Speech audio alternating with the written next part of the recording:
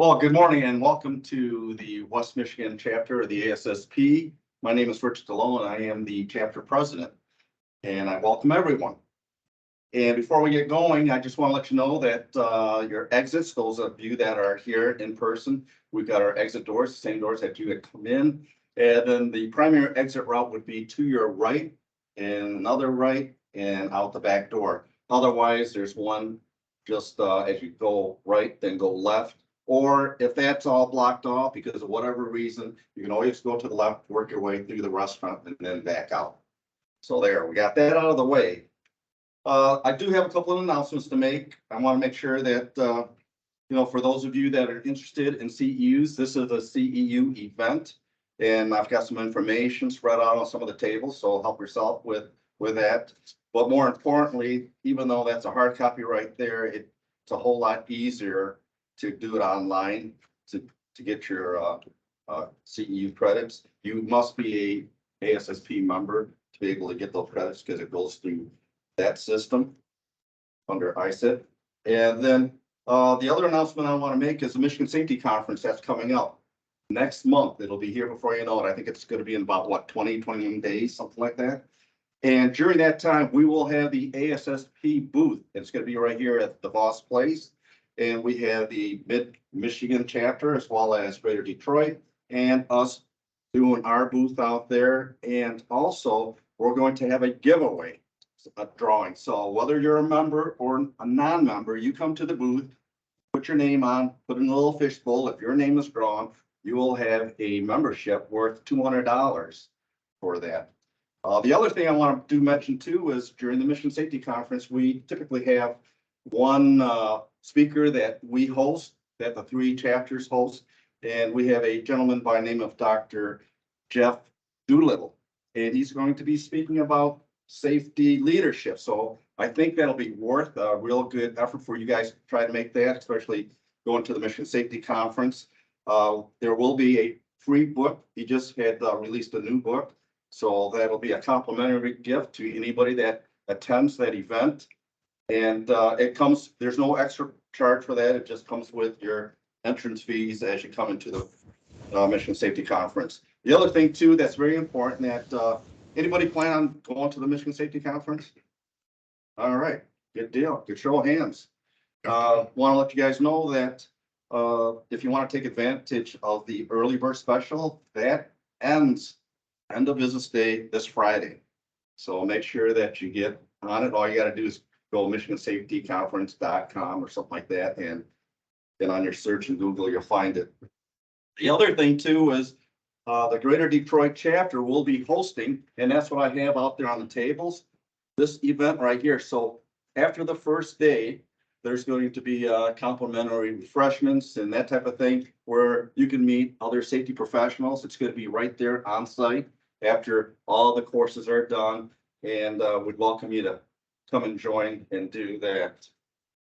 And then for the rest of the program year, we do have the golf outing.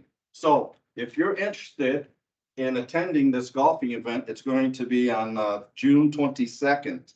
It's going to be at the Meadows. This is the last time we're going to have it at the Meadows. We're going to try a different golf course just to change things up a bit. I know a lot of people really enjoy playing at this prestigious course. It's probably in the history that I've been with this association for 20 years, and this is probably the best golf venue we've ever had. So it's going to be hard to beat with somebody else but the golf committee is looking at changing things up for next year. But for this year, it'll still be a good time, and we encourage you to attend. And we've already sent out, if you're a member, those reminders on save the date for June 22nd. And it'll be a lot of fun for that one. And the best news is one of the things that we got a critique, if you will, right? People would say in the back nine, you can't get refreshments, right? Because the law says that you can't use cash to buy your drinks and whatnot. So in talking with Steve, he's one of the directors out there at the Meadows, he said he's working on overcoming that. He says he's got to pay extra fees or municipality taxes to get that. So now we'll he said, I feel pretty good, Rich, that we'll be able to get this where your golfers won't go thirsty. So I think that's a big plus. All right. And now for the speaker that we have going on for today, her name is Lisa Howard. And just to start off with, anybody ever had their car repossessed? Okay, no, all right. No show of hands. Well, you probably heard about the repo man, right? Well, Lisa, our speaker that coming up, that's how she got her career started. She was the repo lady from Hades. And she always got her vehicles back from the banks and stuff like that. What a dangerous job that is. And Lisa, she's also for a full-time, daytime job. She's a paralegal at one of the agencies out here locally. And what she does too is she's a member of the Toastmasters International, and it's very affiliated with the Macatawa chapter as the director out there. So I've asked her to speak out here because I know one of the things that we always have trouble with sometimes as safety leaders is doing safety training, right? Everybody always talks about, and our clients, if you're in the insurance world, or even if you're in general industry or in construction, are always saying, all right, we got to have this safety training, we got to have that. And even the safety person's eyes roll back. Yeah, it's a check in the box, right? Whether people get it or not, it's a check in the box. But it doesn't have to be that way. And Lisa today is going to show us how to engage our audiences so we can get the message that we're trying to get to them, right? So we can influence change in a positive direction. So that's what Lisa's going to talk about today. So let's give Lisa a round of applause.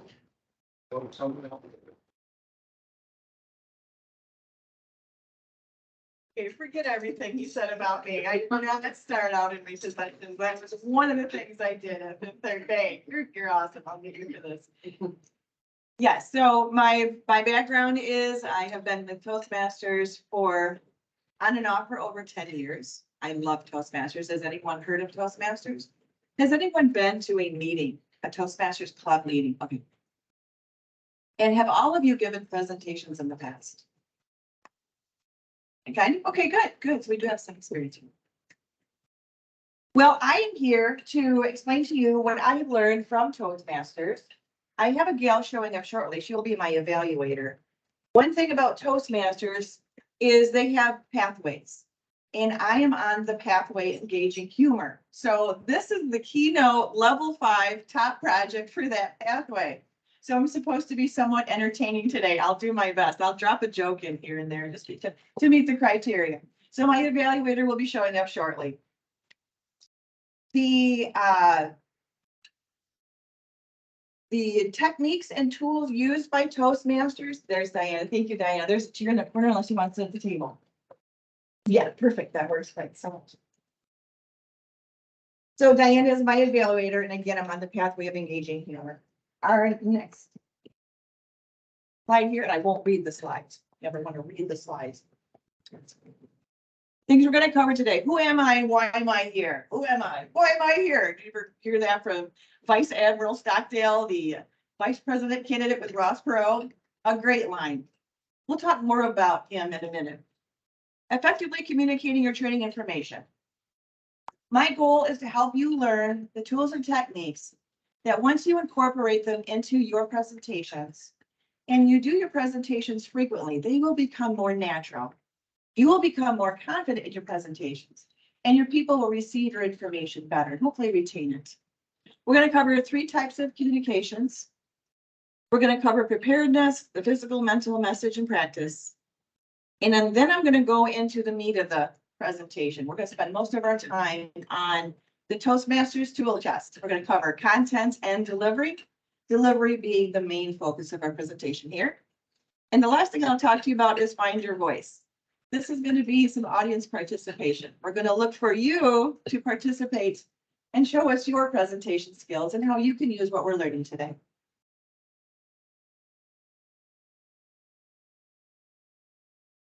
So the types of communications, I just want to cover the first 2 very briefly. We have that personal self-talk. There's a little running loop in the back of our head that talks to us. For some of us, it's negative, and for some of us, it's positive.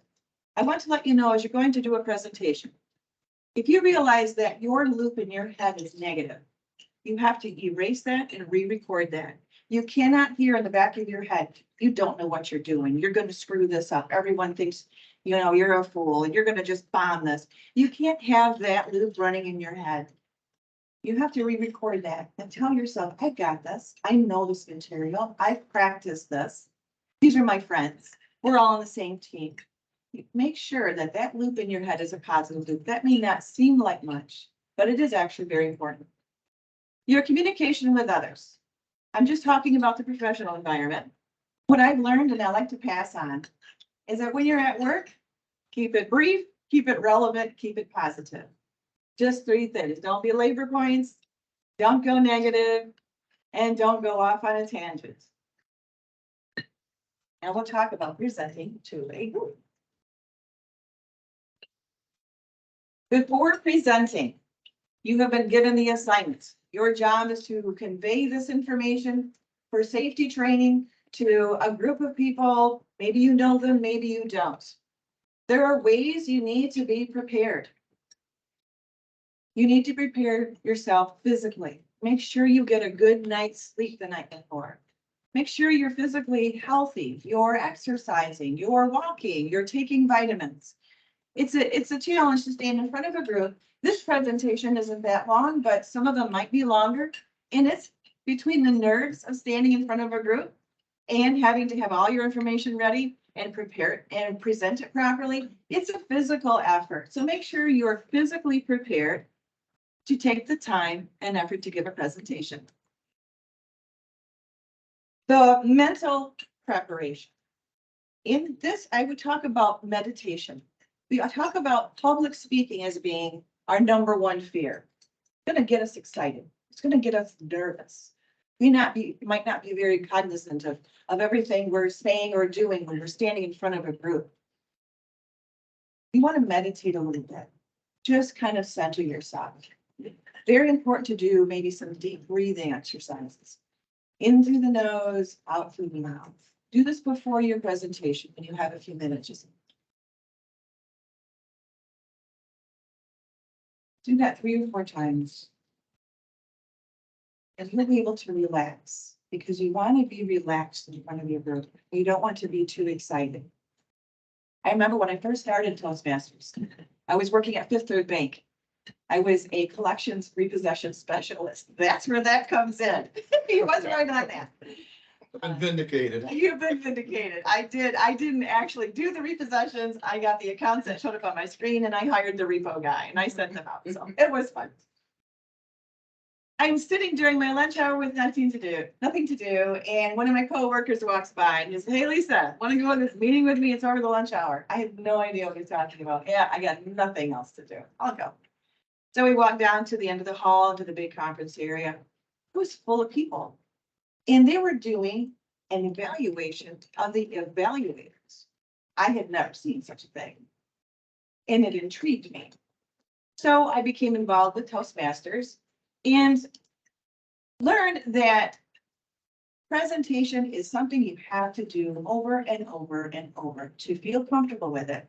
And having evaluators, such as Diana is here for me today, sometimes it hurts to hear the negative, and it's great to hear the positive, but you have to prepare yourself for both, and you want both. So that's how I started at Toastmasters, and from learning from their tools, it's it was important for me to stay involved and to grow in Toastmasters. Toastmasters not only offers the speaking path, they offer the leadership path. And the last thing to be prepared for your presentation is you need to practice it. Practice it vocally. You know, you can write out a full speech of what you want to say. You're not going to be able to present that way. It should be in bullet point form.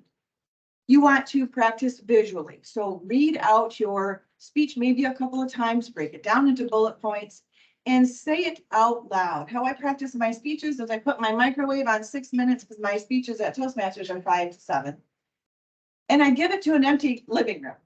And I want to land on 6 minutes. So I have a little leeway back and forth. So know your time constraints for when you're given a presentation. If you're at a meeting where there is a time constraint, know how much time you have. Practice your speech verbally with a timer. So you are staying within your time constraints and not going too short or too long, just to respect the agenda. And the best thing to do, and this may be something you're not aware of, but there are Toastmasters clubs all around you, wherever you are. You can take that presentation to a local Toastmasters club. Just meet with the president beforehand, call them, contact them and say, hey, I've got a presentation that I want to give and I need some practice and I would like some feedback. If it's a major presentation and you really want to nail it, the Toastmasters clubs are open for you to come to their club meeting and present it to them. And they will give you a round robin of glows and grows. Those grows are where you need to improve. The glows, of course, is where you're doing great. So that's not something many people know, but if you're interested in that, it is available. And of course, it's free. Okay, so here we're going to start with the content. I can't tell you, of course, anything about what you're training. Your materials are the safety training materials. And I'm here because Rich says they're boring. So hopefully you're not putting your eyes into this. They are, right? They're boring. Okay, I'll just go with it. We'll start there. So how do you get your audience to pay attention? How do you convey your message to keep them in attuned to what you're saying? Open with a hook. There are some great ways to start a presentation. A question. How many people have heard about Toastmasters? That's how I started this. Get people involved. Get people to want to answer questions or hear what you're talking about by asking a question. You can also open with a statistic. Did you know 3,512 people died last year by violating the do not cross line on the floor? I just made that. But I thought that got your attention, but it did. It did get your attention. When you can throw out a statistic that will get people's attention, and there I'm sure are many in the safety world. How many people here have worked at a death case? That's a question that, oh, let's hear about that. Or we're currently in litigation over a claim that involves something. People want to hear those things. So start your presentation with something very interesting. A story, a statistic, or a question. Use personal experience. You all have something you can share. If you don't think you do, when you come across something interesting while you're working, just make a mental note of that. This was very unique what happened here. Keep that in your back pocket. You may want to use that as part of a presentation in the future. So just keep those in mind as something interesting, unique, or you think very beneficial to others. Keep that in mind. Use something humorous. Try to incorporate some humor. That's my job today. So here comes a dad joke. How do you know when a joke is a dad joke? It becomes apparent. Sorry. Got the humor in. No, there's a couple more coming. I'm writing down notes. That's your first name. I know it's early. I'm gonna work this crowd alone. Yeah. So try to incorporate some humor. Visual aids. So we have a PowerPoint going on today. I actually have some handouts as well, if anybody would like to take anything with them. Yes. But no sausage jokes. They're the worst. Bacon, just bacon word? I got it. Don't get it. Obligatory laugh. You have a long way to go. I get hammered all the time by my adult kids now, even today. Well, I'll give you another dad joke. I heard this one on the TV, so you may have heard this one. I was gonna tell you a joke about time travel, but you didn't like it. That may take a while. So, try some visual aids. Maybe you have a prop you can bring in, a new tool, a new device they're using. Handouts, PowerPoints. If you don't know how to do a PowerPoint, they're really easy. It's very basic. And of course, end with questions and answers. I'm sure you already do that. I like to add to that contributions. This room is full of experience, education, knowledge, and expertise. Some more than others. But when you add a contribution element, do the Q&A. That gives the opportunity for us to hear from the audience and what they know and what they can add. We may have an expert in the room that has so much experience in something that to have 5 minutes of hearing from them would be more important than the entire event, than the entire presentation.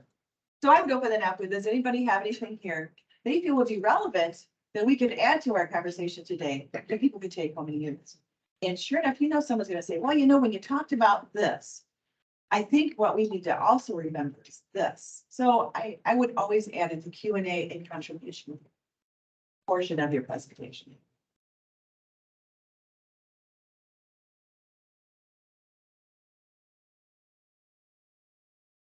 So delivery. This is the point of everything that I want you to really absorb and take with you.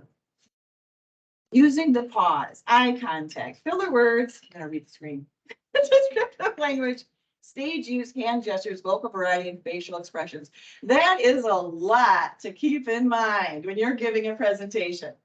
I'm hoping you'll take a few of these with you. And as you incorporate them, add more.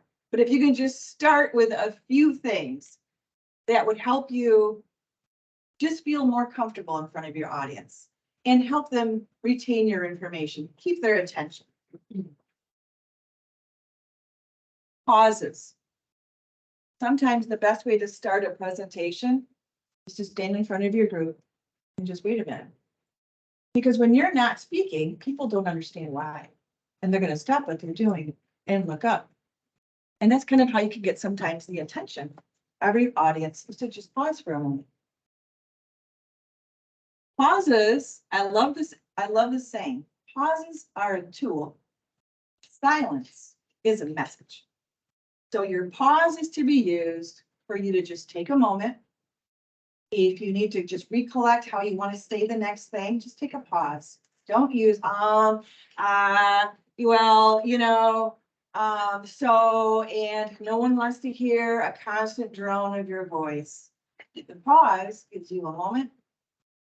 Take a breath, think of your next sentence, and then continue on. And their mind is going to stop for a minute and refocus on you, and you can continue with your presentation more effectively. Eye contact. This is not eye contact. Painting the room is not eye contact. When you want to use effective eye contact, and I have a projector here, so this is a little unusual for me, but when we're doing eye contact, I'm going to stop for you for a second. I'm going to reach you. I'm going to talk to you for a minute, and I'm going to engage the members of my audience, because this is not engaging you. You're going to be like, what is she looking at? We're over here. But when I look at you as an individual, I'm bringing you into the conversation. I'm making you a part of this presentation. So eye contact is extremely important. Filler words, we kind of touched on this.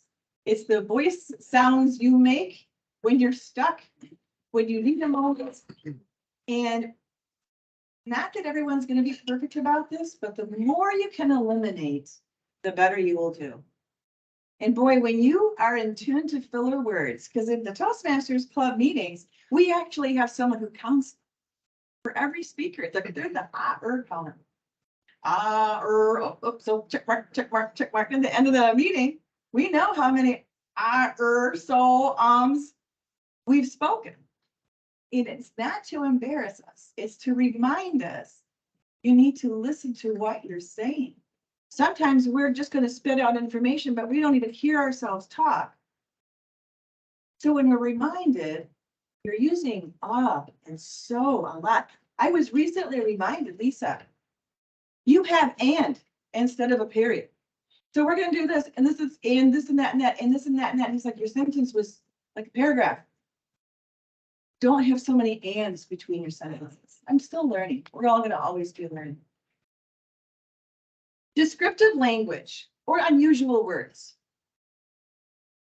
Now in your field, I'm sure there are words that are commonly used by the average person. But if in your presentation, you could throw in some words that are a little more interesting, superfluous, and indicative. Any other words you can think of that might just enhance your message that are just a little bit different. It's kind of nice to hear a new word now and then, or an interesting word. So try to use very descriptive language. Stage use. This is a little bit tight of a stage for me, but if I didn't have a projector, I would be walking up and down. I would be using the room I have. I know there's a lot of virtual members at this time in life when we do presentations, so you do have to be aware of where the camera is and that they can see you. But use your stage. When someone just stands in one spot and talks to you the whole time from one spot, it's not as engaging. It's not as visually, interesting than seeing somebody who's walking forward, walking backward, and feels confident enough to use their stage and does exude confidence when you're moving around within the area that you're allowed to present. Hand gestures. This is always an awkward one for people. Okay, I'm standing in front of a group. What do I do with these? You don't want to be distracting, but you don't want to sit here like this and, give a book report. There's a way to just practice how your hand gestures complement what you're saying. If your hands are open, you're open as a person. You're positive. You're receiving. You're inviting. And just make sure your hand gestures aren't repetitive. They're not doing the same thing over and over because you just put this in motion and your mind is on something else. Be aware of what your hands are doing. And it's interesting to watch the anchor persons on the news when they're standing and giving a presentation. Watch their hand gestures. They're very good at this. They think of a few, but I've learned of a few that they are very confident in their hand usage. Their hand usage complements their message. And it's very comforting when someone's hands are very casual and opening to the conversation or to the presentation. So practice your hand gestures. Maybe you want to do that in front of a mirror just to see what you look like using your different hand gestures. And vocal variety. Now, you may simply say, well, you're speaking, you're going to have variety in your voice. Vocal variety is intentionally bringing your voice up. When something is maybe different in the conversation, say you're talking about a case where somebody died. And it's a sensitive time because it was a gruesome death. This person got caught up in the machine. And this is what happened to that individual. That family is suing. We're now fighting against this claim. We felt it was presented clearly, do not do this or do that, and they violated that safety rule. Your voice should reflect concern. Your voice should meet the content of your presentation. If you're speaking loudly, quietly, or with a higher voice or a lower voice, that helps your audience stay engaged in what you're talking about. It gives variety to what they're listening to. So those pauses do that very well too. But your vocal variety should be in congruence with your message and something that is used intentionally to keep their attention. Facial expressions. I don't know if you realize this, but when I make an expression as a presenter, if I'm telling you something that's very exciting, you guys have got to hear about this. I am thrilled. You will not believe what happened in the safety world. A regulation came down that is going to change everything. My expressions are changing your expressions. My feelings are changing your feelings. Or again, discussing maybe a case where someone died or is permanently disfigured, injured. My concern, my expression for sorrow for what happened there, for regret that it should not have happened, and the serious nature of these types of violations and what it could do to people's families.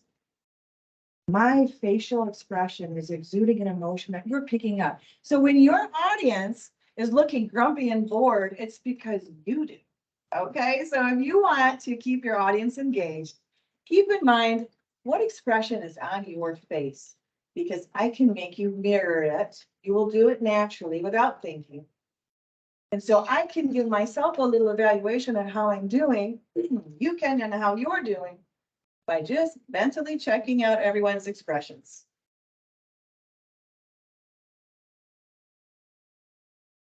If you hear snoring, what is that? Snoring is not good. That means you're asleep.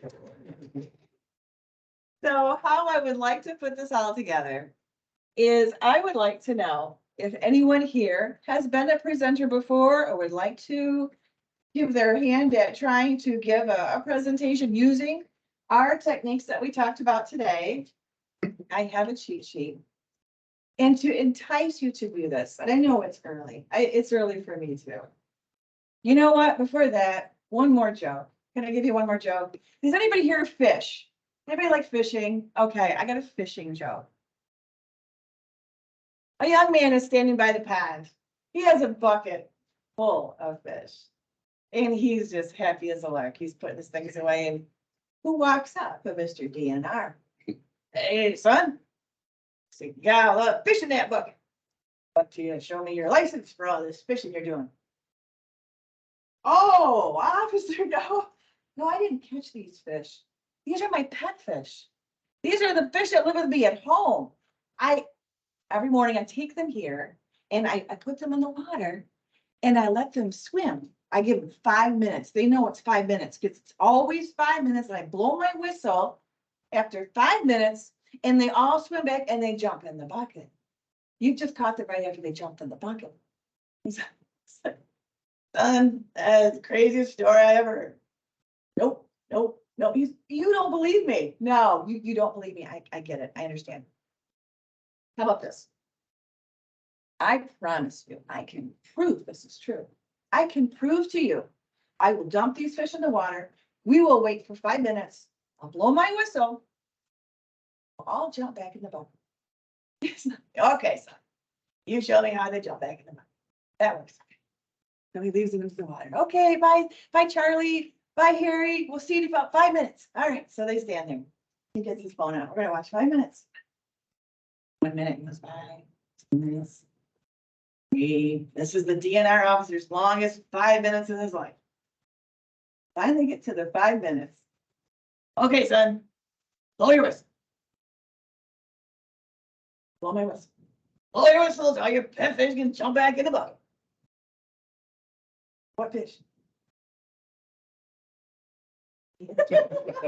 Sorry, I cracked up. I love it. I'm gonna trick the DNR. I do have a story on that, but I won't go there. So to entice you to join the opportunity, I do want to actually explain. We have my sons and I to help people learn how to speak better at home or at parties or at clubs, at groups, gatherings, any situation where there are 3 or 4 people together. Rich has played this game. We developed a game called Find Your Voice. Now, this is a game where I have had it played at Boy Scouts. I've had it played in families' homes.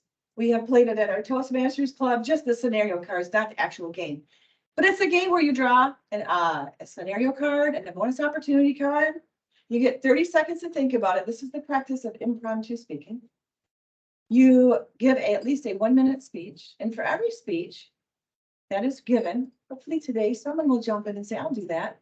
There's a bag full of gifts available over there for the person whose name gets drawn from whomever plays. You get to put your name on a ticket, or I'll do that for you. And I'll just show you how this works.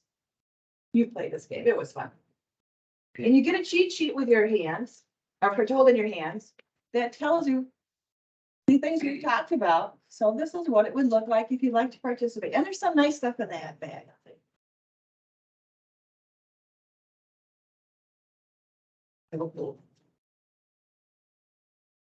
So you would have 2 piles. And these are very broad topics. And this is an opportunity. Like I said, you'll get good at presenting as you do many of them. So this is a way to practice the techniques of giving a good presentation, though yours would be a prepared presentation. I'll just take the top card of each one.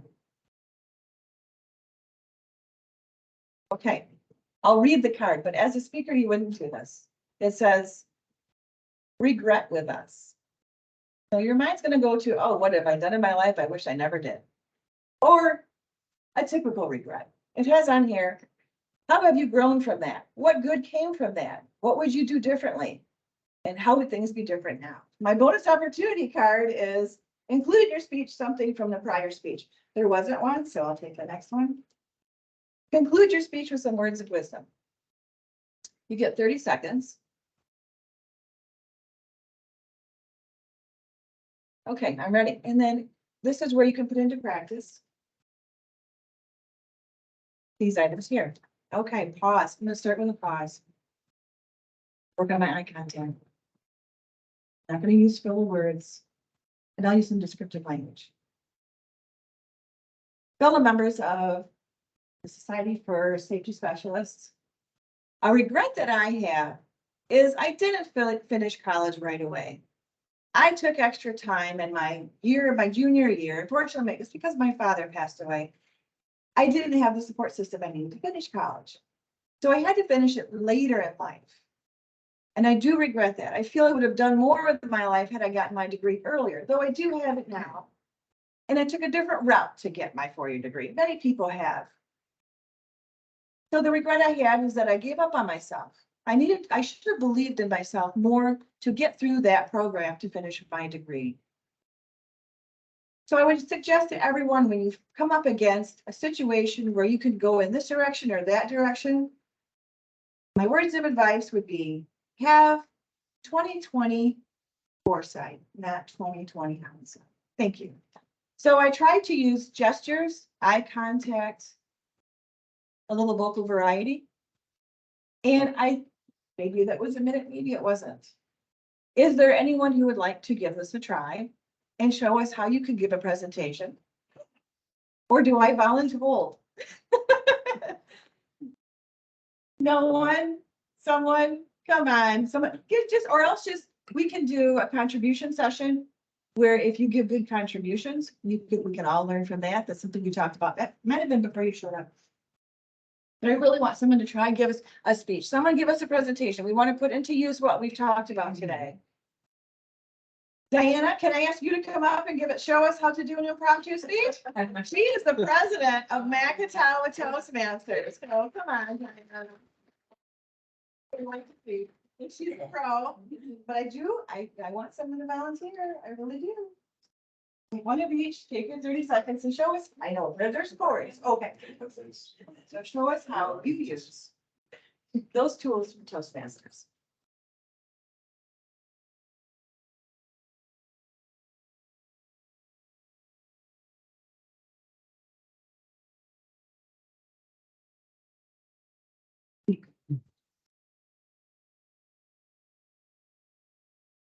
Morning, everybody. I love the fact that the majority of the people here are guys. I'm very comfortable with guys because I raised two sons. And it's a different way of communicating when you have men versus women. And my greatest accomplishment are my two sons. One is a very successful sales rep in the kitchen and design business, and everyone loves him. There isn't a place I don't go that he doesn't design a kitchen or a bathroom or some part of their house. They just absolutely fall in love with. And I hear it all the time. They brag him up. Just makes me feel good. He's such an excellent communicator. And he certainly didn't get those genes from me. The other one is a pilot. And I would have never thought him growing up that he would be a pilot. But he manages to communicate in a totally different way.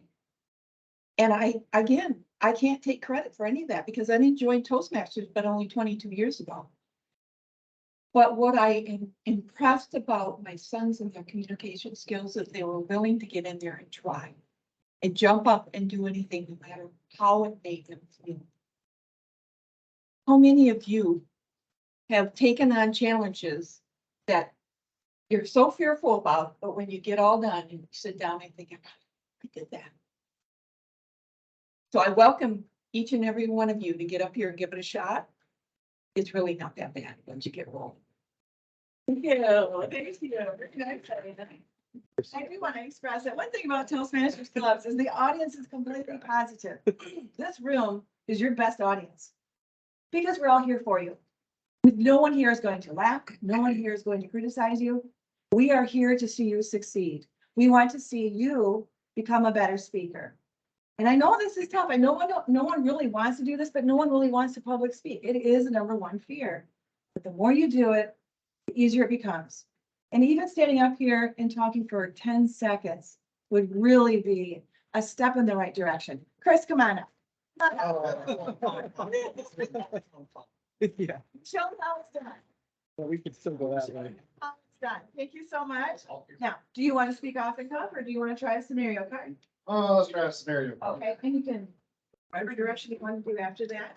There you go. Take your 30 seconds to think about it and show us how your presentation is going. Okay, get the next. Some of them are a little different. Yeah, no, you're not gonna do that. But I'll say-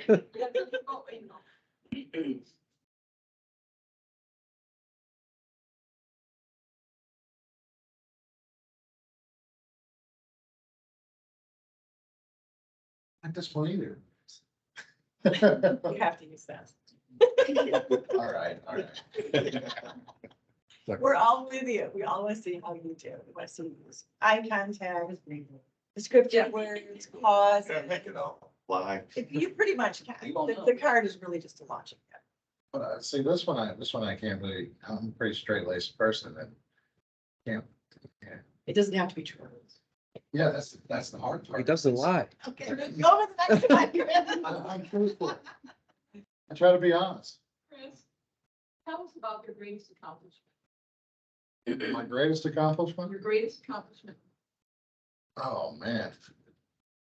Sure. That's so many. Okay. Got so many. Somebody to choose from. All right. So, early on in my professional career, I was just a normal person. I got into the industry by my mother. She was a director for safety. So she indoctrinated me into the safety world and helped me see that there was a better path in life. And so, I guess, you know what, this is the first card.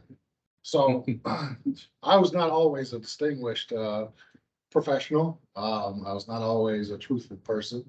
I was never straight laced, to a degree coming up through my teenage years, as I think we all have experienced at some point. And so she got to show me a better path and a better way of life and a better way of doing things. And I really followed her footsteps and tried to be the person that she wanted me to be. And she was always my mentor. If she was a doctor, I would have been a doctor. But she's a safety professional as well, so I'm a safety professional. But that's not my greatest accomplishment. But what brought me to my greatest accomplishment is my family. My family means the absolute world to me. I have a beautiful wife, 2 kids. I have a home in East Jordan. We own a gym, and I work full-time for GFL as a safety professional to support my 2 kids, my wife, and our way of life. But how I got there all started with my mother, as I had a project in Charlottesville. That project led me to meet my wife. And so there you have it. End of story.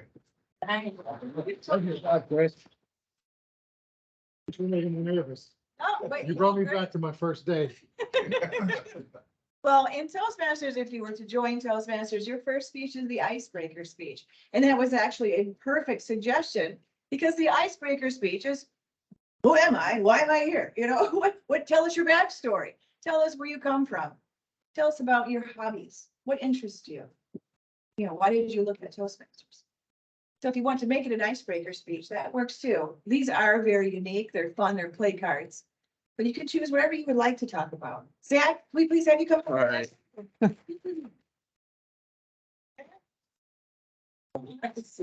can either draw a card or you can do an icebreaker speech. You shake the hand. And in Toastmasters, we always shake the hand. We lift them to their own and then everyone always applauds until the podium is attended and then we sit down. So we do a lot of applauding in Toastmasters. That's good. I think we're gonna go with an icebreaker speech. So to get started, I started in college in 2016 over at Grand Valley. I originally my path was radiation therapy and my plan was to go into medical dosimetry, get a master's in that. However, throughout the science courses, I decided maybe I didn't want to pump radiation into people's bodies for the rest of their lives. So then I was looking through the course catalog at Grand Valley, decided that I had all the prerequisites for occupational safety and health management, being the orgochem, the biochem, the courses that I wanted to use that were challenging that I already had endured in college. So throughout that, I found this major. It was actually the only major at Grand Valley that had a 100% job rate out of college.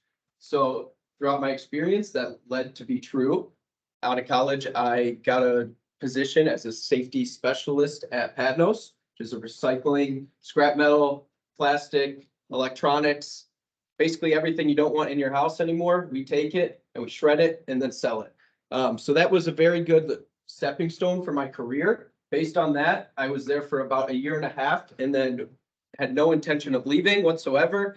I get a call from Rich. Rich basically said, Zach, I have an opportunity for you. I think this would be a very good stepping stone in your career, give you some more diversity. You're in a pretty dangerous industry right now. However, I'd like you to get some more manufacturing, general industry experience, as I'd say Padnos is more on the construction side of things. So I took a leap of faith. I had no plans on leaving. This was a EHS manager position at a local company called Kendrick Plastics. It used to be a prior Johnson Controls facility. After Johnson Controls, it was a YF facility. So if you know anything about YF, they're huge interior car part manufacturers.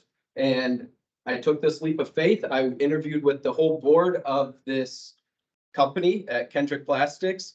And about a week later, ended up hearing back that I got this position. And it was pretty funny because I went to apparently 60 professionals applied for this position. And I was probably one of the least qualified out of them all. So I went to the ASSP event at Founders and they're like, you're right out of college and you got this position. I have been working in safety my whole life and have fought for this position. And I said, I don't know what to tell you, but that's pretty much just how the wind blew. So now I've been there for. Exactly. Exactly. It's not what you know, it's who you know. So since there, I've been here for about 7, 8-ish months. I'm the only safety professional for about 350, 400 people. My biggest struggle here is that the majority of employees do not speak English. So I come up here, I do my presentation once a month for all 3 shifts. I train them on whatever topics they need to be trained on. This past week, I just did stormwater, confined space. But my biggest challenge that I still have not overcome is lots of them do not understand me. I have lots of Vietnamese, I have lots of Bosnian, I have Nepali.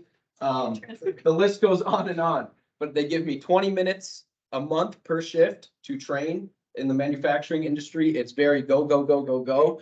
We don't stop production. We're 24/7 facility. So the fact that they did give me a 20-minute time block is huge because the prior safety professional had 5 minutes a month. So I fought for that 20 minutes. I got it, but now I'm just on to the next stepping stone in my career of how do I make these employees that can't speak my language understand me? So that with that being said, that is my icebreaker story. Thank you. Good handshake, right? Okay, thank you so much. Thank you so much. See, it's not that hard. It is very interesting. You didn't know that about Zach. You didn't know that much about Chris before he spoke. And you can all do this. This is the time. This is a presentation on presenting. You use some of the things we talked about today. Steve, I think we want to hear more about you. You're being invited up to give us your icebreaker speech or to draw a card. And yes, we're going through the room. So welcome. Steve. Thank you, Steve.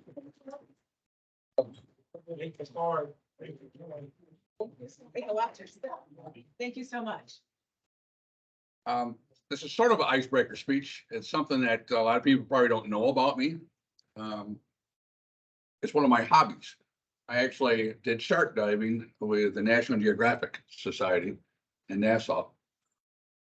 It's something that kind of came accidentally. I was actually there with my wife, who likes to warm water dive versus like Michigan dive, which is really cold, dry suits and stuff. We're actually there diving some of the James Bond wrecks. Most of the movies, early James Bond movies, were actually filmed in Nassau because of the clear water and the warm water. So the photographers who aren't professional divers, they don't have to go that far down. In other words, they can be about 30, 40 foot. And I'd have to learn a lot about scuba diving. So I was there helping them out with filming some of the dive wrecks and stuff. Met a person from National Geographic who was on that dive. And he said, would you be interested in breeding sharks? Says, well, am I in a cage or I got chainmail suit or what does it all entail? He says, well, he says, well, usually they put you in a chainmail suit, which a chainmail suit is almost like a flexible type of a metal mesh that goes around you. The idea is when a shark would come and might bite on you, they will let go because they feel that hard surface. I said, but you're going to be outside of a chainmail suit. It's going to be right there. I said, okay. I said, why would they be coming after me or why would they be coming toward me? Well, you're going to be feeding them chum, pieces of fish. I said, why would I do this? And these are white tips, you know, they're not that aggressive, but you know, they can be kind of, they can be unfriendly too. So I volunteered. My wife made sure my life insurance was paid out. When we did that, and I got a tape of that, and it's something that we do every once in a while, and we kind of reminisce of that. So something I never thought I would do, but I was happy I did it. So something like this, it's nice to come up and just say hi and let you know something that a lot of people don't know about me. Very nice. Thank you so much, Steve. You hit the stage, you looked around, you used hand gestures, very nice, appreciated that. And one thing we do need to talk about in Toastmasters, we talk about being a good listener. Keeping your eyes on your speaker, nodding in approval when they say something you agree with or is funny. That's very encouraging to your presenter. So as much as it's great to be a good presenter, it's good to be a good listener that encourages your presenter. Can't see your name from here, Jessica. Come on, Jessica.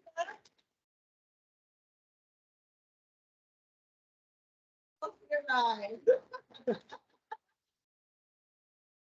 Thank you, Jessica. You look like you're not happy about it.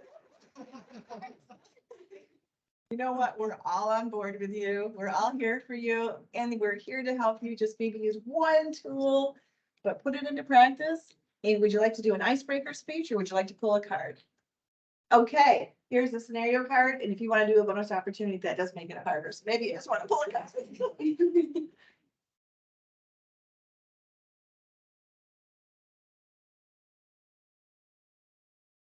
If you don't like it. Usually, when you're doing impromptu speaking, the rule is the very first thing you think of is probably your best speech.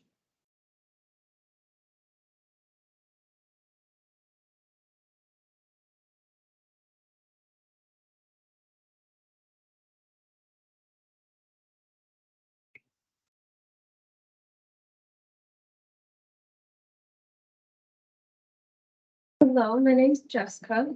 I'm a student at Grand Valley. I'm a junior at Grand Valley, and what got me into safety is lifeguarding. I've been a lifeguard for 5 years, and there's a lot of things that go on through the lifeguard's head whenever somebody's in the pool that you don't realize. You're just floating there, chilling. I'm standing there, and I'm like, is that person breathing? Are they laying there or are they just breathing? And you don't realize relaxing.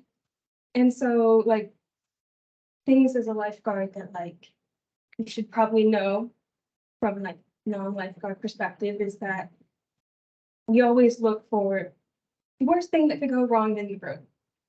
It's like, is that floor too slippery? Did that kid just jump over that wall? Where's that child's parents? Is that child actually 10? Or did they just say that? So those are the things that like you have to remember when you go to the pool is that like the lifeguard isn't just there to be there. They're just not just chilling in the chair. They're looking at everything, every possibility. We also are not there to babysit your children. Although it may look like it or not. We have about 15 other people in the pool usually that we have to look after and 15 other things to look at. So we usually scan the room constantly just to make sure that you're safe and everything's safe. If something's go wrong, we know the easiest way to get you out of the pool is to make sure you are completely 100% safe. Very good.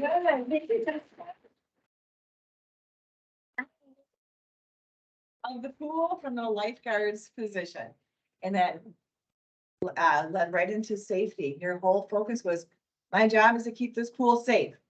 My eye for our new speaker, Linda. Oh, she's got a wave going. She's showing confidence before she can get up here. How are you? Thank you so much. How are you doing? Sincere, I know it is. Right. An icebreaker Yeah. or a scenario? Icebreaker. sure. Okay, Okay. you got the floor. My name's Linda Hudson. I am here today to do an icebreaker speech. And, I just wonder how many people here have worked with cadavers? Couple, good. When, I went to Central Michigan University, I had to take anatomy and physiology because I thought I was going to sports med. But anyway, this class was a weirder class. There were a lot of people pre-med and stuff like that. So, but what they wanted to do is the first day, they take us into the cadaver laboratory and uncover all the cadavers because they want to see who's not even going to make it through this part. And all of a sudden, one of the tall football players starts going like this. And then literally like passes up. And so we're all standing there like, are we supposed to save him or? This has happened before. And so we were all like, oh my gosh.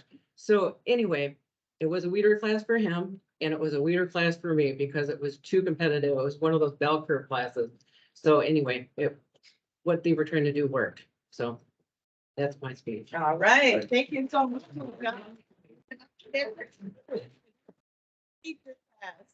I don't know if I could handle that. That was something else. It was fun. All right, welcome up our next speaker. Let's see his name. What happens? Look at me there. Oh,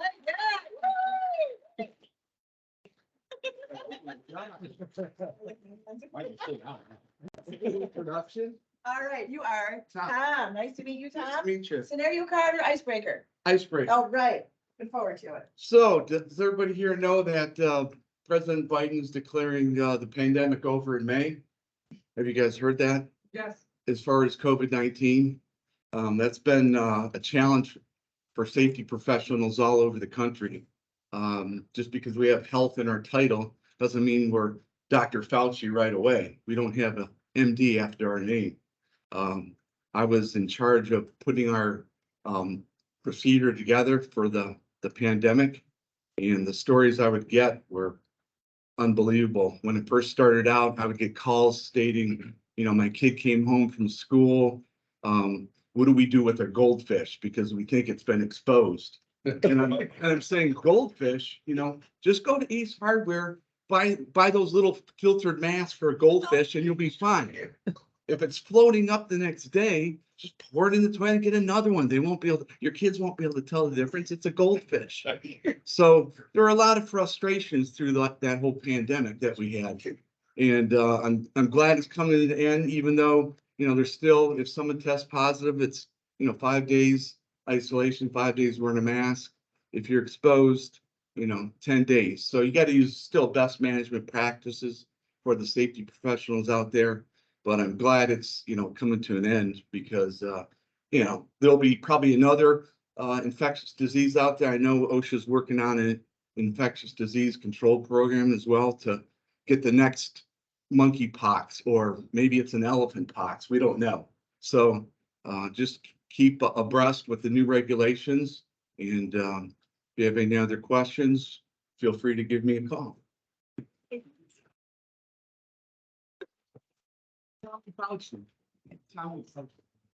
Yeah, wasn't the COVID experience something your safety professionals? That was probably a left turn out of nowhere. So hopefully that is done and over with. Welcome to our next speaker.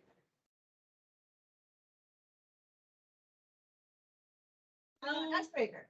I'm gonna do an icebreaker. Wonderful. Okay, so I'm Amy. Nice to meet everybody. So how many of us in the room, when she announced we're gonna do around the room, how many of us were planning, how do I make my cell phone ring? Am I the only one that came this morning and didn't know that I was gonna be voluntold to come up and speak in front of the room? How many of us felt really uncomfortable with that? Anybody? Am I the only one? Two. Okay.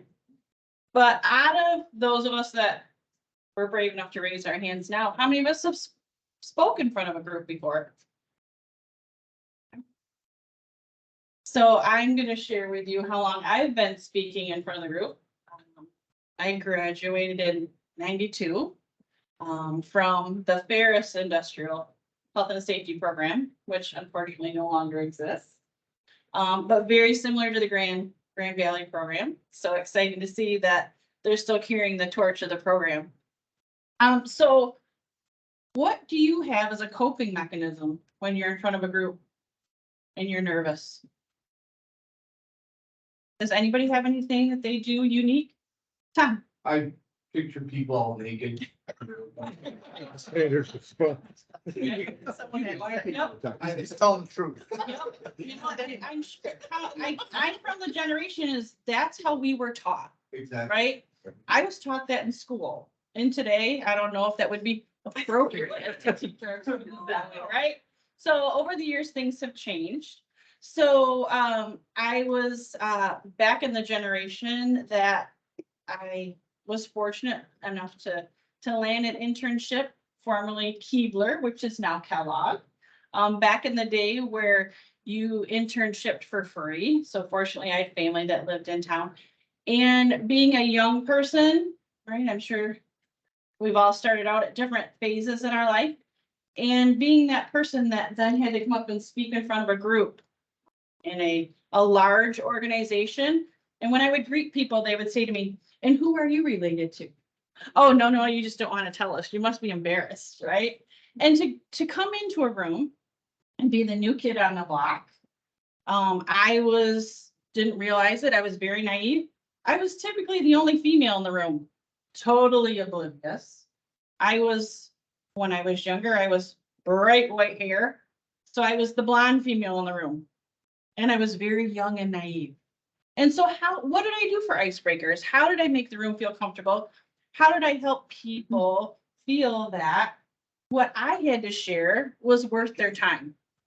Okay, so that was a lesson I had to learn very early on how could I engage people? What was in it for them?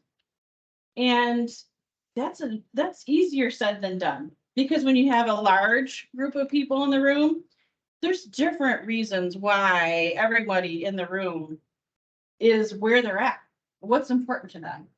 So if I have a tip for today, the most important thing or most valuable lesson that I learned was get to know the people that you're going to train to, right? What motivates them? What's important to them? What's precious to them?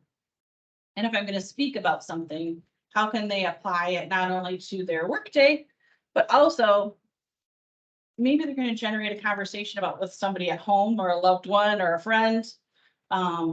So that would be my tip for today. Wow, I love it. That was good.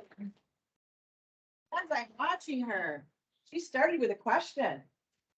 She got you right away. She used that tool. Excellent. Her eye contact was, she looked at me, and I know she looked at you. Hand gestures, very natural, very complimented what she was saying, very appropriate. But still nervous though. Yeah, but you didn't show it. You didn't show it, and you're thinking on your feet, because I could hear new ideas coming up as you're talking. You're talking about get to know who you're training, what's important to them, so you can connect with them.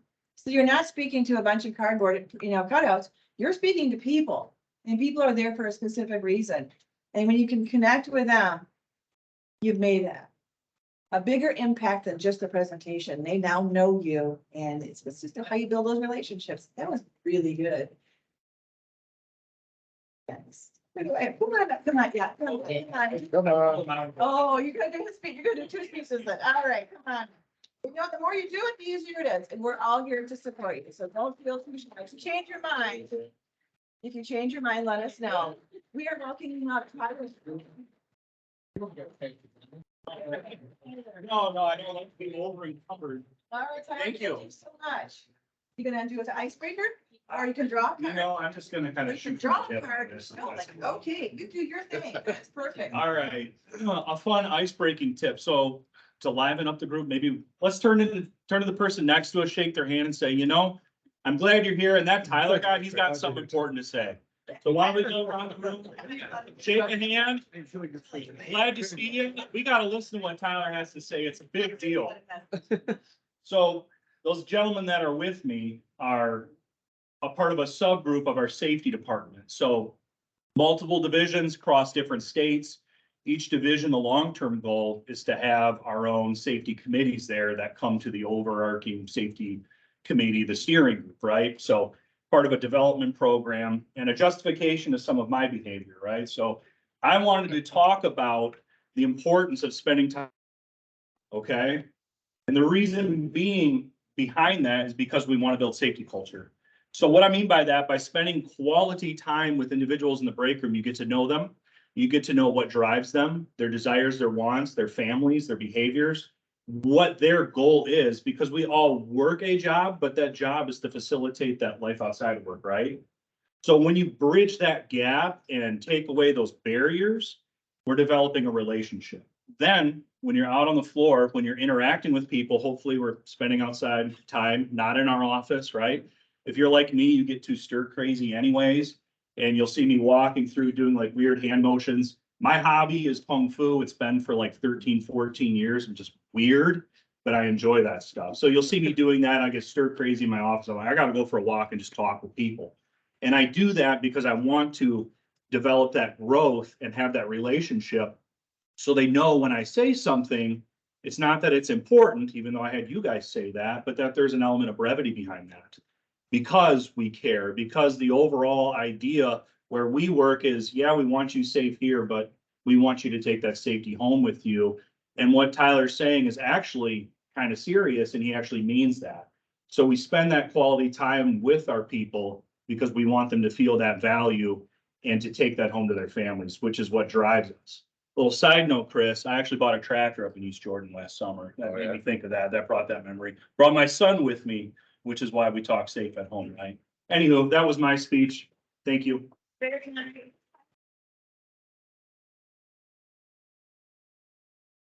Okay. Our last speaker, please come on up and just tell us about yourself. It's the easiest speech you will ever do, is the icebreaker. It's just, who am I? Why am I here? Thank you. We're all here for you. You got this. Thank you. They want first, what the heck? Get the on the bus. What is your guys's, have you thought about what your safety style is? So this is something I had to think about. I went through a similar path to Zach, where I was a very low level position in a different site right after graduating, then applied to a couple different jobs and found one here. Started out, ended up way higher than I'm used to. Way higher than I was expecting to be. I'm sitting in my first meeting, looking around, going, he's the site leader, he's the engineering leader, she's the quality leader, he's production leader. Thinking, what did I get myself into? I have no idea what I'm supposed to be doing here. I'm 2 years out of college. What the heck is going on?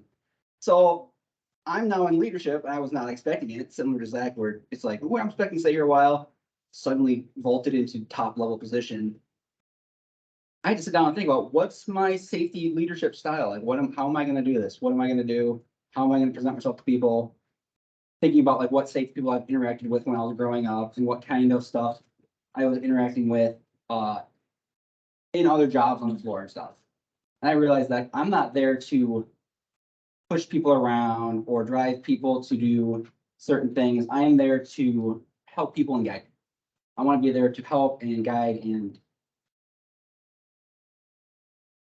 not direct, but teach. So going in that with, hey, can we do it this way? Can we change that? And I've actually, within the first 2 weeks of starting this position, I actually had somebody come up, one of the bigger guys in the shop that's very big presence, and came up and said, hey, I really, really like how you come up in here and do this. I'm really glad you're not here pushing us on how to do things and yelling at us all the time, and just really congratulating me. And so starting out in the leadership position, within 2 weeks, having someone come and say that was really big for us. It was really nice. So one big thing when you're starting out, and especially for the younger kids here, when you guys are just starting out and you're trying to find where you're supposed to go and what your style is, think of how you want them to react to you. Do you want them to look to you for help? Do you want them to look to you for guidance? Or do you want them to look to you and go, oh, it's the safety guy, he's gonna come yell at us again.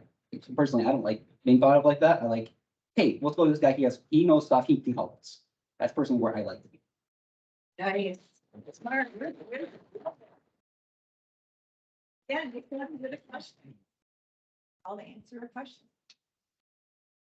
Something I also like to say about learning how to be a presenter. And you talk about advancing before you were ready to advance to that level. I tell people you don't have to be the greatest speaker in the world, but you should be the greatest speaker in the room. Because that will open up doors. That will get you advanced. That will get you leadership positions. Tell your kids that. They need to be learning how to do presentations early. That was the point of the game, is to get the kids talking in front of the family early. And give them that confidence, because as they're going through high school, they start giving presentations. As they go to college, they're doing it day one. And it's the student who has put this phone down, who learns how to look at people, talk to people, present effectively. That child's going to get the scholarships, going to get the internships, going to get the leadership roles, get the advancement, and is going to move ahead head and shoulders above their cohorts who are still on their phone because they don't know how to talk. Because of COVID, a lot of us have not had the opportunity to hold those long conversations again or to speak to other people. We've been very isolated. So this is one way to get through that whole issue by speaking about more to each other. And again, I suggest Toastmasters for that. If those of you know you are looking at a future of giving speeches, go to Toastmasters, let them help you practice your speaking, find that pathway. There are 11 different pathways. I'm in engaging humor and dynamic leadership. I learn something new every time I give a speech. And it gets easier every time I give a speech. And again, if you can just speak better than anyone else in the room or in the group, you might be looked to for that advancement, that extra responsibility, that opportunity to be a leader. Do either of our guys here want to give it a try? It's just an icebreaker. You do. I know you do. You're smiling at me. I know you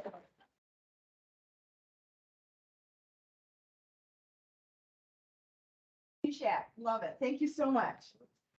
So my name is Mishak. I've been at Lumbermans for 2.5 years now. And it's a really great company, a really great place to grow.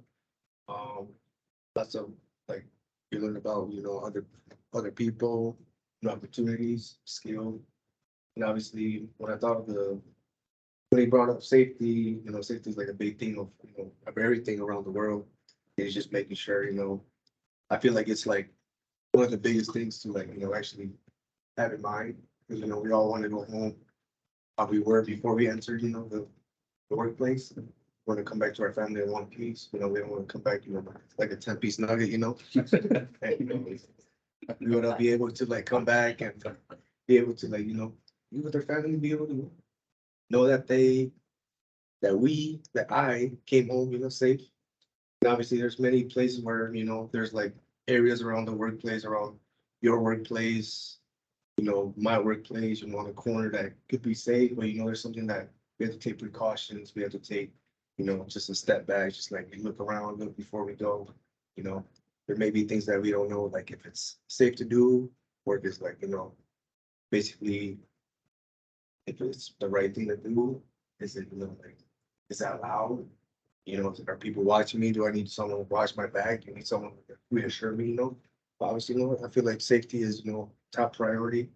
Learn more about safety and all that. It's just really good to learn about. So. Very good. Exceptional eye contact. You looked at me specifically more than once. No, you was okay. Was it good? Thank you, Rich. I think we have one last presenter. Rich, we'd like to see you. Just do an icebreaker. Let's learn more about Rich. No. Oh, Rich, we don't know, 'cause I know everything. My brother-in-law. I shake my hand. Oh. And I have to welcome you to the stage, and then I leave you there. Tell us what we don't know about. Oh, boy.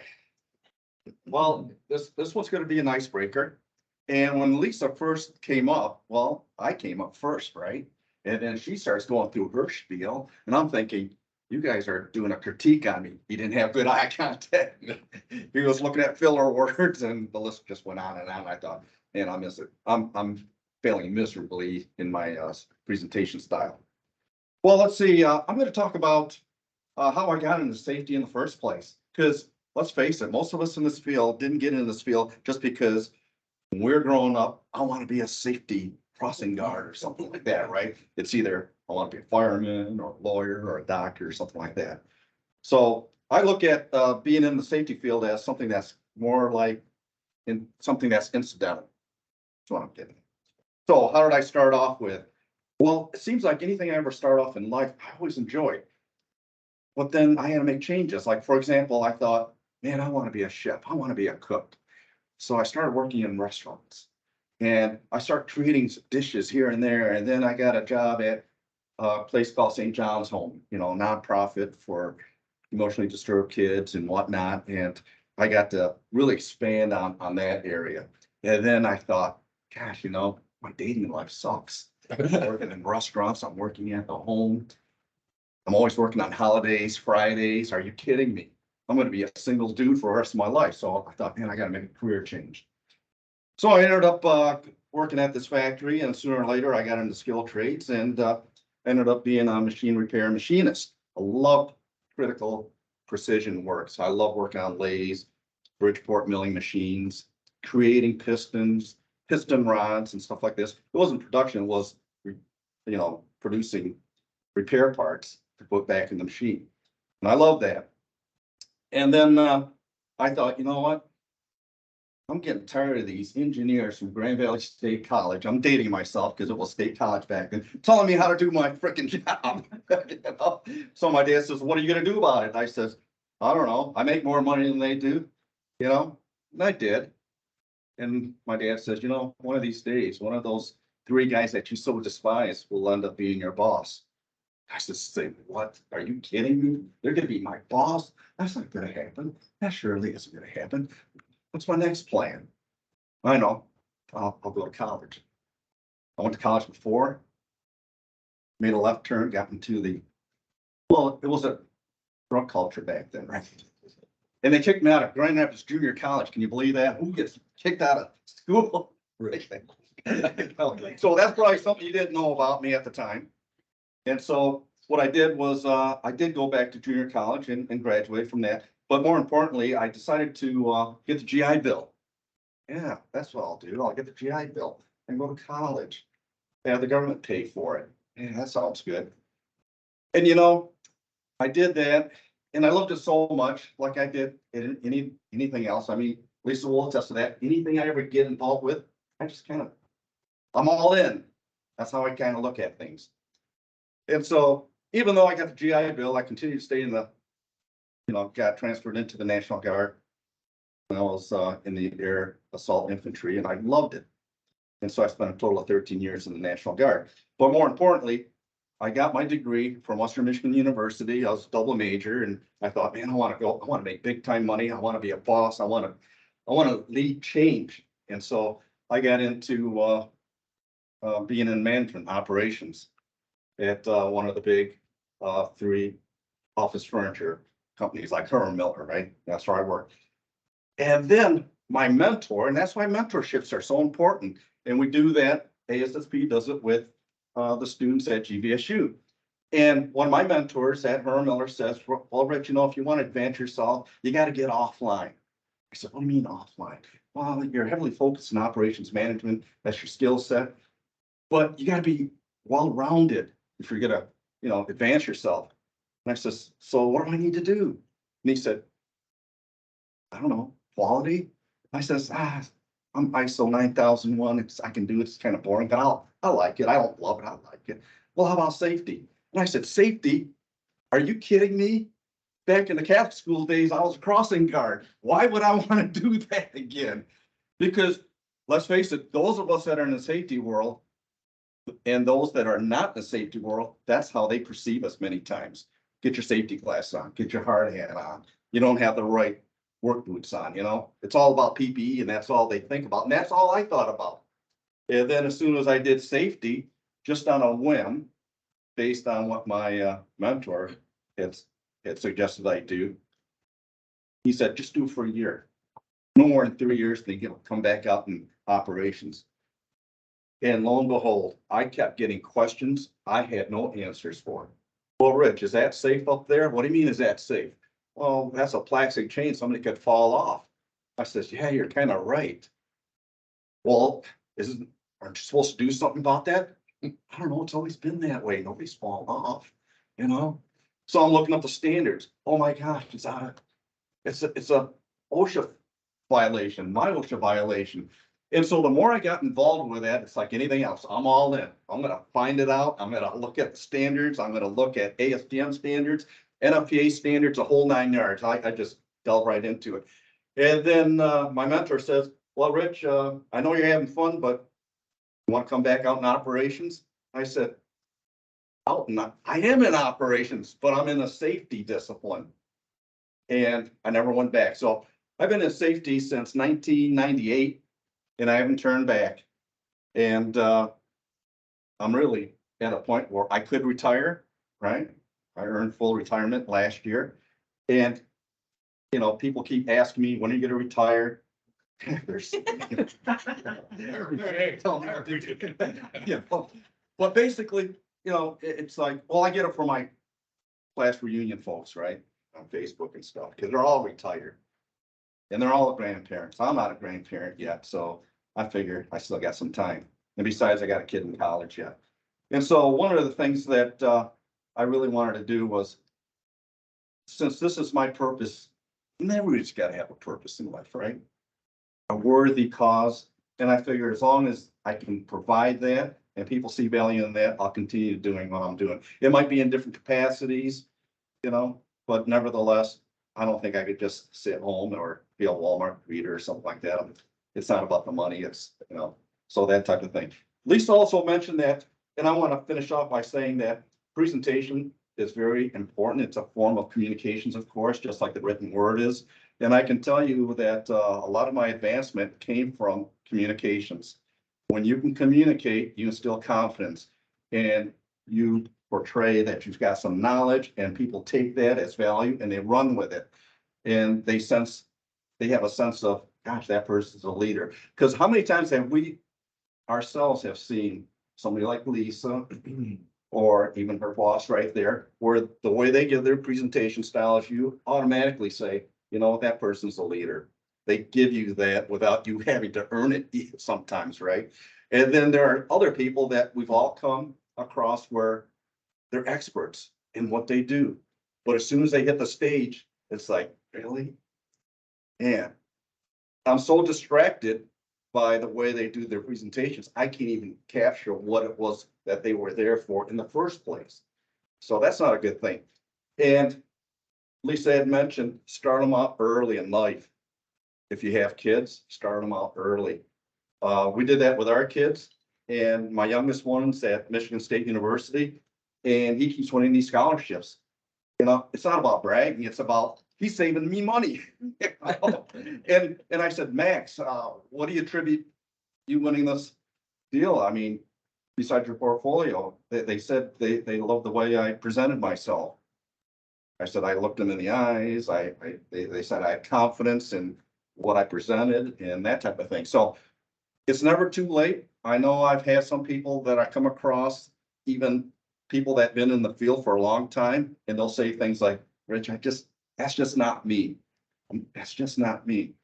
You know, and one of the greatest things I ever learned when I was in the military all that time at the military academies, if you're going to be in leadership, you should just got to put that aside and just dive in and lead.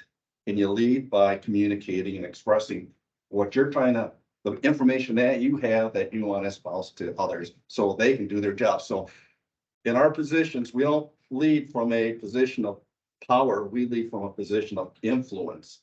And once we have that, now we can make positive change. And then we'll get more into our chosen field of safety. Because too many times I'll hear people leave the safety field because nobody listens, nobody cares. But like Lisa said, look at your audience. If your audience not tuned in, that's a reflection. And those are hints, and that means you got to readjust. So you constantly have to readjust because your audience will always be different. And there'll always be a challenge. I mean, look at Heck is dealing with. How many languages do you have to learn before you're proficient in fluent? Six. You gotta learn Bengali yet? You're doing that? Okay, well, that's all I have. Any questions? Okay. Round of applause for Lisa. Oh, we're getting up by Shell out in front. You're right. Thank you so much. Yeah, when you talked about Max getting those scholarships, a recent story, my son just took a new job. He said during the interview process, he was going for one position, and as the people were interviewing him, they said, you know, we could see you in another position that's more of a managerial role. That hasn't quite been defined yet, but would that be something you're interested in? And he's like, well, absolutely, you know, sure, I'd like to do that. And during the end of that interview, they said to him, what they liked about him is you communicate very well. You have a confidence about you. You look us in the eye and you speak to us. That's very important. So it is very important. It does open doors. So what I'm going to do now, because there is a gift bag, let me just show you what's in it because someone is taking it home. One moment. It has the theme of game night. Okay, that is something that our family loves having is game night. I hope you're all doing game night. In it, of course, a brand new copy of the game. Okay, because My surprise. I know many to sell it. They're online, but they're not really being marketed right now. And of course, with game night, you have to have popcorn. And Kirkland popcorn is the best popcorn in the world. Costco. And you want some ambiance when you're playing game night. A wonderful, beautiful candle, which you should all smell. And if, you know, your wife might enjoy this if you're not into candles. And one more girly item in here. Because it's all about the wives, girlfriends, and females in your life. This is my favorite sweet pea. Because, you know, it ends with a nice bubble bath, right? So this is game night. What I'm going to do is, we have to do this by drawing. No, you all have friends. And this is something, if it's not for you, you can give it away. Put your name on here. I'm going to collect them all. I'm going to put them into a bag. Diana is going to be our objective. I know. Diana is going to. Answers among there. It's right. McEwen.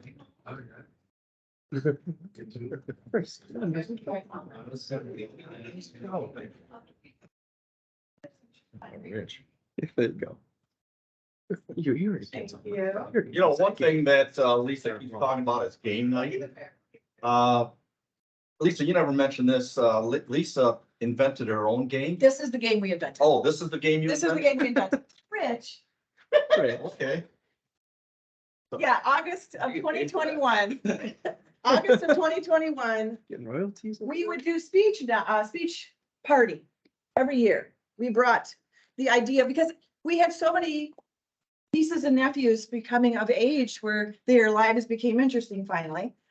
And instead of going to each one, so what's new with you? What are you doing now? What's new with you? It got crazy. There's 30 of us.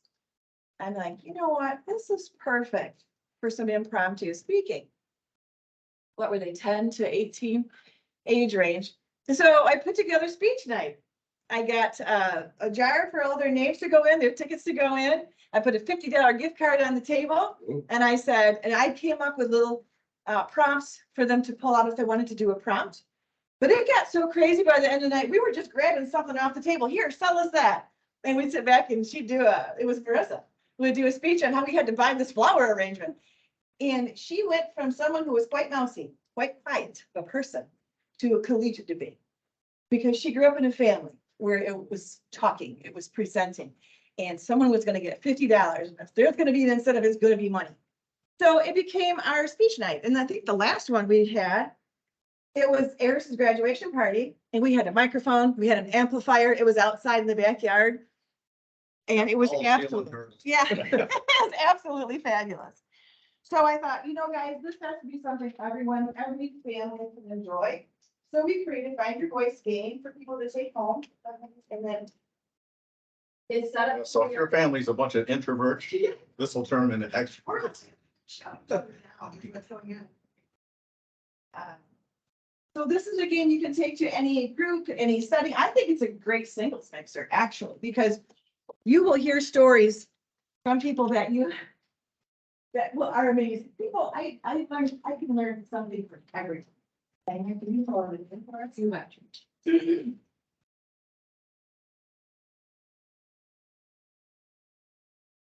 Put your name on card. Okay, we have a winner. It's gonna be the guy who came up and said, shake the hand of the person next to you and tell them Tyler's got something amazing to say today, so.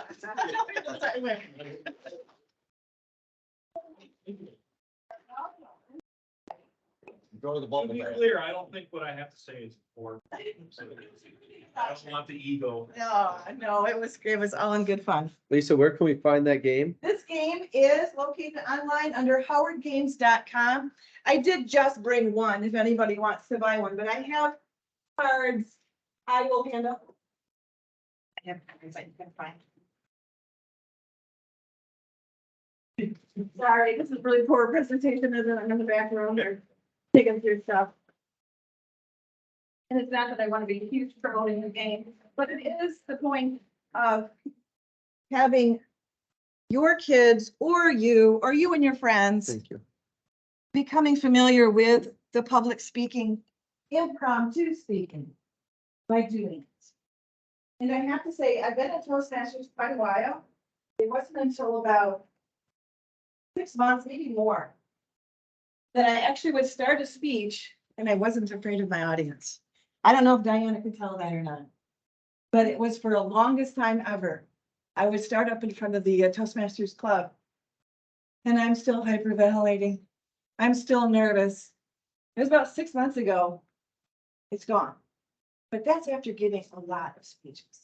And that will come when you give. You gotta change the dosage, right? Do I up the dosage? Yeah, the dosage got up. So that worked too. We didn't- This is great. I can tell you that, my three kids, one's 28, the other one's 25 and 26 and 24. And, when we first started, they were still in middle school. And the first time Lisa brought this up, all three of my kids were nervous. They didn't want to do it.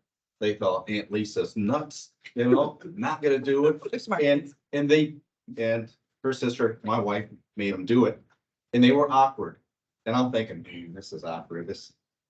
I'd rather go in a corner and drink beer, but I noticed every time they did it, they were getting used to it because they saw that as this is a family dynamic that we do. And they got better at it. And so in their professional lives, two of them, one's a graphic designer and the other one's in insurance sales. They're very good at doing presentations and a lot of it has to do with the tools that you talked about. And you keep doing it till you get comfortable, and even though they still don't, enjoy it, like, oh yeah, we're gonna go to, we're gonna do this tonight, they still think it was of value because they see it. And through college years, I also made them take as one of your electives speech, and they've taken that. They didn't see it as a scary subject to take. They saw it as something that could further enhance their speaking abilities, and they're able to sell themselves. So when they're going and looking for jobs, my daughter will say, Dad, the reason why I got that job, I think is because my portfolio says something, but they just said I presented very, very well. They said I projected as somebody that was much older with confidence, with experience, which I didn't have, but it's a perception thing. I said, you're right. You Sure. never know when you're gonna have to use it either. Yeah, like today. Yeah. Yeah.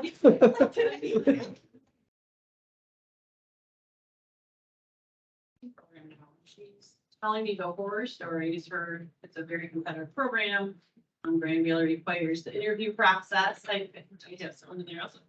And I can remember her coming home that day and saying, "Mom, I felt so bad for some of these other people that were there. One gal's running out in the hall because she's dry heaving, so nervous going in. The other girl's, taking her jacket off. She's like, oh my gosh, it smells so bad. Look at it. I mean, they couldn't even relax and go in for this 15-minute, I mean, yes, a lot of pressure. There's a And lot of people. Yeah, and that's what I was working with the GVSU students. They do their internships every year. And members of the ASSP will attend. And I remember years ago, I had mentioned to the program and I said, you know, they're doing some really fantabulous work as far as their internships go. But as far as them going out and doing their speeches, I remember the students back then would say, well, you know, this is my first time. I'm not too good at this. I mean, you're setting yourself up for failure. You're already telling the audience you're a It's that failure. message in your head, I'm Right. gonna fail at this, I'm So- gonna mess this up. I so- got this, I so practiced this. I talked to the faculty and I said, you know, I know it's not part of safety, but it is part of safety. And it's being able to communicate when they're doing their internships. It isn't like, you know, the way they finish it up. And that's all I have. Any questions? No questions? Okay, thanks. All right, sit down. You know, I said to the faculty, I said, you know what, I do a lot of hiring over my years. And if I see somebody like that, selling themselves like that, do you think I'm gonna sit there and say, oh yeah, they're on my top 3? If you can't sell yourself, you're not gonna get a decent job, put it that way. You'll take something where nobody else wants that job in safety, and then you end up being the default. So I'm very pleased that the GVSU program in the last half a dozen years have really upped their game in their internship presentations. I mean, I'm always surprised to get it. When I think it can get better, it's like this December, I'm thinking, oh, that's even better than last year. They keep surpassing the bar.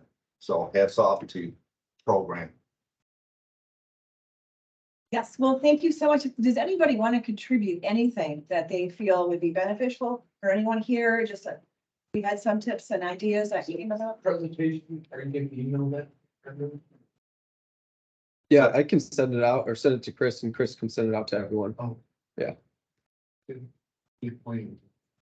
Chris would have been here. He's the secretary